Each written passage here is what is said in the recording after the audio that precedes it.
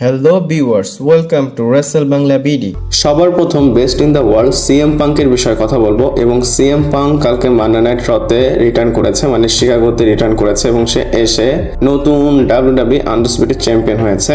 সে যে চ্যাম্পিয়ন হয়েছে এটার পিছনে অ্যাকচুয়াল রিজন কি, ডাব্লিউডাব্লিউ কেন হঠাৎ এই কলটা নিল, হঠাৎ 9 দিনের মধ্যেই স্যামি জাyn কেন তার টাইটেলটা ড্রপ করলো, অনেক প্রশ্ন কিন্তু আসতেছে, সবকিছুর অ্যান্সার দিব। কিন্তু এখন যদি দেখেন রোড টু সামার স্ল্যামে সিএম পাঙ্ক কিন্তু ডাব্লিউডাব্লিউ আনডিসপিউটেড চ্যাম্পিয়ন আছে। আমি যদি প্রথমে আপনাদের উত্তরটা দিয়ে দেই, স্যামি জাynকে অরিজিনালি ডাব্লিউডাব্লিউ প্ল্যানই করেনি সামার স্ল্যামের জন্য, মানে স্যামি জাyn যে অ্যাজ চ্যাম্পিয়ন এন্টার করবে সামার স্ল্যামে এটা ডাব্লিউডাব্লিউ কখনো প্ল্যানই করেনি। ডাব্লিউডাব্লিউর প্ল্যানে দুইটা জিনিস ছিল, আমি তার একটু পিছনে যাই, প্ল্যান কিন্তু তিনটা উঠে আসে এবং সেটা আপনাদের আমি বলবো। প্রথমেই সৌদিতে যে রয়্যাল রাম্বল হয়েছিল এখানে হয় স্যামি জাyn চ্যাম্পিয়ন হতো, না হয় রয়্যাল রাম্বল জিততো, কিন্তু এটা হয়নি, এটা চলে গিয়েছে। আবার নেক্সট ইয়ারে যে রেসেলমেনিয়া হবে সৌদি আরবিয়াতে সেখানে সে চ্যাম্পিয়নশিপ জিততো, অথবা চ্যাম্পিয়ন নিয়ে সেখানে চ্যাম্পিয়নশিপ ডিফেন্ড করতো। ডাব্লিউডাব্লিউ রয়্যাল রাম্বলে তাকে এই মোমেন্টটা দেয়নি। আর রেসেলমেনিয়াতে যে টাইটেল দিয়ে তাকে একটা মুভ করবে ডাব্লিউডাব্লিউ, এটা কিন্তু অনেক বেশি রিস্কি হয়ে যায়। তো স্যামি জাynকে নেক্সট ইয়ারের জন্য ডিসাইড করেনি ডাব্লিউডাব্লিউ ডিসাইড করেছে বছরের মাঝখানের টাইমেই তাকে টাইটেল দিবে, এর জন্যই তাকে টাইটেলটা দিয়েছে এবং মোমেন্টামও এসেছে তার সৌদি আরবিয়াতে। বেসিক্যালি আমি যদি বলি ডাব্লিউডাব্লিউ তাদের দোষ কাটিয়েছে, কারণ ডাব্লিউডাব্লিউর প্ল্যানে ছিল একটা মেজর ওয়েতে মেজর শোতে ডাব্লিউডাব্লিউ স্যামি জাynকে চ্যাম্পিয়ন বানাবে। রেসেলমেনিয়ার পর থেকে সামার স্ল্যাম পর্যন্ত যে টাইমটা হয় এটা কিন্তু মেজর টাইম হয় না, এটা ডাব্লিউডাব্লিউর জন্য কুল ডাউন পিরিয়ড হয়। এই কুল মোমেন্টটার সুযোগ নিয়ে সুযোগের সদ্ব্যবহার করেছে ডাব্লিউডাব্লিউ এবং স্যামি জাynকে চ্যাম্পিয়ন বানিয়েছিল। আর সিএম পাঙ্ক যে চ্যাম্পিয়ন হয়েছে এখন কিন্তু সে কোডির এগেইনস্টে চ্যাম্পিয়নশিপ ডিফেন্ড করবে। হতে পারে সামার স্ল্যামে স্যামি জাynকে অ্যাডও করতে পারে, ট্রিপল থ্রেট ম্যাচও করতে পারে, কিন্তু সে টাইটেলটা জিতবে না, হয় কোরিরোস জিতবে না হয় সিএম পাঙ্ক তার টাইটেল রিটেন করবে। এবং বলে দেই স্যামি জাynকে ডাব্লিউডাব্লিউ কখনো টাইটেল দিবেও না, এটা স্যামি জানের জন্য স্যাড, স্যামি জানের ফ্যানদের জন্য স্যাড। হয়তো আপনারা রিজনটা বুঝতে পেরেছেন, আপনারা অবশ্যই কমেন্ট করবেন সিএম পাঙ্ক জিতেছে এটার জন্য আপনারা খুশি কিনা। এছাড়াও আপনাদের কিন্তু বলে দিই আমি ওই চ্যানেলে একটা ভিডিও দিয়েছি, অবশ্যই সেটা আপনারা টিউন করবেন এবং আপনারা এই চ্যানেল থেকে ওই চ্যানেলে কারা কারা দেখতেছেন আমাকে অবশ্যই কমেন্ট করে জানাবেন। এরপর জিলা ফটোর বিষয়ে কথা বলবো এবং জিলা ফটো ব্লাড লাইনের পার্ট হতে যাচ্ছে। ব্যাক টু ব্যাক কিন্তু অনেক আপডেট এসেছিল যে জিলা ফটো ডাব্লিউডাব্লিউ তে সাইন করতেছে, সে ব্লাড লাইনের মেম্বার হচ্ছে এবং এই আপডেটটা ডেইলি বেসিসে এসেছে, মানে ব্যাক টু ব্যাক এই আপডেটগুলো এসেছে। ইভেন এমনও রিপোর্ট দেখেছি, একটা রিপোর্টে বলা হচ্ছে জিলা ফটো এই তো চলে এসেছে, কিন্তু আমি যদি কারেন্ট নিউজের কথা বলি সেম এমনটাই ধরতে পারেন, মানে যে কোনো সময় জিলা ফাটু আসতে পারে ডাব্লিউডাব্লিউ তে। আমার কাছে মনে হয় হাইলি লাইকলি যে প্লেসটা হতে পারে জিলা ফাটু ডেবিউ সেটা হচ্ছে সামার স্ল্যাম। এটা কেন বললাম, কারণ স্যাথকে রোমান রেইন্স ক্লিন হারাতে পারবে না সামার স্ল্যাম আমার যতটুকু মনে হয়। এবং আপনারাও যারা একটু ডাব্লিউডাব্লিউ বা ট্রিপল এইচ বা তাদের বুকিং এর উপর ধারণা রাখেন বা জ্ঞান রাখেন, আপনারা জানেন স্যাথকে ক্লিয়ার হারাতে পারবে না রোমান রেইন্স এবং তাদের এই যে স্টোরি এটা এত তাড়াতাড়ি শেষ করবে না ডাব্লিউডাব্লিউ। যতই লাস্ট টাইম বলে তারা এটাকে হাইপ করুক না কেন, এদের ম্যাচ আরো হবে ফিউচারে। আমার কাছে মনে হয় এই ম্যাচে হয়তো জিলা ফাটু এসে রোমানকে হেল্প করতে পারে, আবার এটাও হতে পারে সামার স্ল্যামের আগে সে ডেবিউ করে ফেলতে পারে, সামার স্ল্যামের আগে সে আসলো এবং রোমানকে জয়েন করলো। ইভেন আপডেটে এটাও বলা হচ্ছিল, মানে অন্য আপডেটে জিলা ফাটুকে ডাব্লিউডাব্লিউ এনএক্সটি তে ডেবিউ করানোর জন্য প্ল্যান করতেছে। আগে তাকে এনএক্সটি তে রান করাবে, তারপর কয়েক বছর পর মেইন রস্টারে নিয়ে আসবে।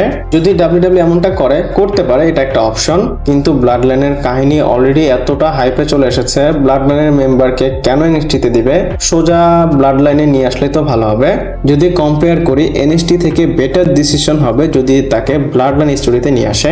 আমার যতটুকু মনে হয় সে যদি আসে রোমান রেইন্সের সাথে কাছেই আসবে। আমি তো ইমেজিন করতে পারতেছি, দেখেন রোমান রেইন্সের সাথে রোমান রেইন্স আছে, জেকা ফাটু আছে, জিলা ফাটু আসবে, সোলোসিকাও চলে আসবে। এখন তার যে স্টোরি জেউসো জিমিউসো এরা 6 জন যদি একসাথে থাকে এরা কি না করতে পারবে। ইভেন জিলা ফাটু একবার ইন্টারভিউতে বলেছিল সে যদি আসে সে রোমানের টিমেই আসতে চায়। আমি যদি আমার কথা বলি আমিও চাই সে রোমান রেইন্সকে এসে জয়েন করুক। আপনারা কি চান আমাকে কমেন্ট করে জানাতে পারেন। এরপর ফ্রাইডে নাইট স্ম্যাকডাউনের বিষয়ে কথা বলবো এবং আপডেট এসেছিল স্ম্যাকডাউন 3 ঘন্টার হতে যাচ্ছে, কিন্তু প্রশ্ন হচ্ছে এই 3 ঘন্টা কবে থেকে হবে। আপডেটটা হচ্ছে ব্রি বেলা পডকাস্টে তারা রিলিজ করে দিয়েছে, মানে ব্রি এবং নিকি বেলার যে পডকাস্ট সেখানে তারা এটা বলে দিয়েছে যে 3 ঘন্টা হবে জানুয়ারি থেকে। আমি মনে হয় ভুল বললাম, ব্রি বেলা পডকাস্ট না, বেলা টুইন পডকাস্ট, আপনারা চাইলে ইউটিউবে সার্চ দিয়ে দেখতে পারেন। তারা বলেছে যে স্ম্যাকডাউন জানুয়ারি থেকে 3 ঘন্টার হতে যাচ্ছে এবং আপনাদের বুঝিয়ে আমি বলেছিলাম 6 মাস 2 ঘন্টা চলে স্ম্যাকডাউন, 6 মাস 3 ঘন্টা চলে। তো ফার্স্ট হাফ চলে গিয়েছে, এখন সেকেন্ড হাফ বাকি। আমি পার্সোনালি যদি বলি, আমি 3 ঘন্টার স্ম্যাকডাউন দেখতে চাই না, 2 ঘন্টা দেখতে দেখতেই ঘুম চলে আসে। আমি যখন স্ম্যাকডাউন দেখি আমার মনে হয় যে আমাকে স্ম্যাকডাউন দেখতে দেয়নি বা আমি স্ম্যাকডাউন দেখতেছি না, আমাকে টর্চার রুমে রাখা হয়েছে। 2 ঘন্টায় যদি এরকম ফিল হয় তাহলে 3 ঘন্টা হলে কেমন ফিল হয় একটাবার চিন্তা করেন। 2 ঘন্টা হলেই ভালো, 3 ঘন্টা না হয় বেটার, কিন্তু ডাব্লিউডাব্লিউ জানুয়ারি থেকে কি করে সেটাও দেখার বিষয়।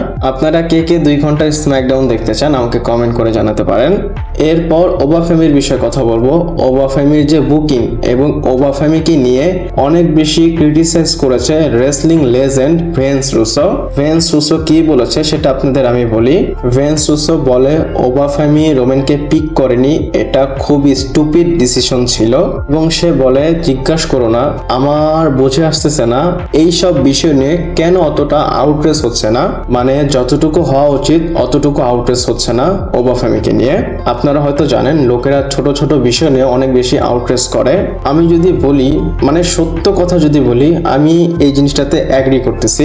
আমি আপনাদের বলতে পারবো না, মানে আমি তো ব্রক লেসনারের ফ্যান, আপনাদের আমি বোঝাতে পারবো না যখন আমি এই ডিসিশনটা দেখেছি আমার কতটা বিরক্ত লেগেছে। প্রথমে যখন দেখেছি আমার হাসি লাগতেছিল, পরবর্তীতে হাসি থামিয়ে চিন্তা করলাম যে না, সে হয়তো নেক্সট মানে সামারস্ল্যামের যে নেক্সট ডে হবে, প্রথম ডেতে সে ব্রককে ফেস করবে, সেকেন্ড ডেতে সে হয়তো চ্যাম্পিয়নশিপের জন্য ম্যাচ করবে। এইখানে দেখেন ডাব্লিউডাব্লিউ লিটারেলি পুরো কিং অফ দ্য রিং টুর্নামেন্টটা ওয়েস্ট করলো। আমরা 1.5 মাস 2 মাস ধরে যে এতগুলো কোয়ালিফাই দেখেছি, কোয়ালিফায়ার ফাইনালও দেখেছি, সবকিছু ডাব্লিউডাব্লিউ ওয়েস্ট করলো। এই যে কোয়ালিফাই গুলো দেখলেন, একটাবার চিন্তা করে দেখেন তো, এটার কোনো মানে হলো? যখন সে ব্রককে পিক করলো, king of the ring winner বলতেছে আমি টাইটেলের জন্য এখন চ্যালেঞ্জই করব না, তাহলে king of the ring winner হয়ে লাভটা কি হলো? কিং হয়ে লাভটা কি হলো? ওই দিক দিয়ে যে কোয়ালিফাই বা যে আউট হয়ে গিয়েছে সে এসে রোমানকে চ্যালেঞ্জ করতেছে।